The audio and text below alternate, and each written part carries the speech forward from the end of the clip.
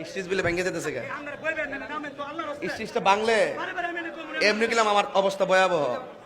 মানে স্টিচ ভেঙে পড়লে সারা দেশ আউলাই যাবো গা এমনি একবারে এই দিন আমি মরছি না কয় মিলে মরে গেছি গা ফেসবুকে লেখছে তাহির হুজুর না ফেরার দেশে চলে গেছেন আল্লাহ ওনাকে জান্নাতবাসী করুক হ্যাঁ আমার বাস এখান থেকে যাক দোয়াটা ভালোই করছে জান্নাতে যাইতে তো ভালোই